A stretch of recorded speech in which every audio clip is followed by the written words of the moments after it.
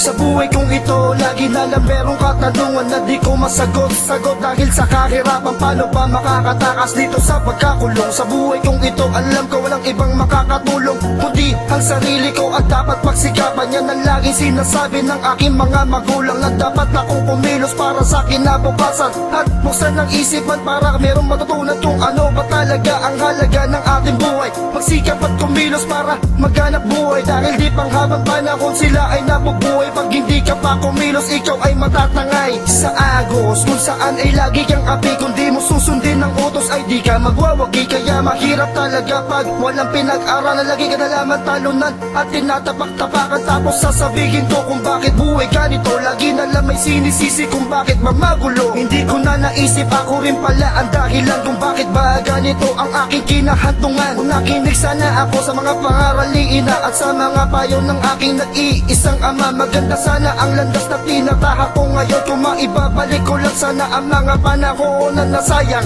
sana hindi ko na pinagpaliban at nag-aral lang mabuti para sa kinabukasan. Pero ganun pa man, hindi ko na yang ibalik ang mga panahon na hindi ko agad na nabatid na mali pala ang aking mga ginagawa. Di ko agad naisip na ito pala'y mahalaga. Labis ako na nagsisisi sa buhay kong ito. Alam ko ang mga nangyari ay wala na magbabago, at ngayon muli akong babangon sa pagkadapa. Patutunayan na kaya ko tumayo na mag-isa kahit walang tumulong. Mag-isa kong pagsisikapan ng kahit papano'y makatulong sa mga magulang, para nang sa ganon ako naman na makabawi, na kahit sa ganito man lamang sila'y mapangiti. Kahit na mag-ubos pa ang lahat na pinaghirapan, nasahan po ninyo na wala akong pagsisisihan. Yan po ang kabayaran sa lahat na mali kong nagawa. Kahit sa ganitong paraan sana kayo ay matuwa, at ako'y nagpapasalamat dahil ako'y inyong sinilang. Kayo ang nagbigay ng buhay para aking masalayan ang mundo, kung saan dito makikita ang mga taong tunay at iba ay masama. Alam kong hindi nyo hinangad na ako'y mapasama, dahil walang magulang na ninais na kami masira ang kinabukasan ng kanilang mga anak. Dahil bawat isa sa inyo merong mga pangarap na maging maayos ang aming mga kinabukasan,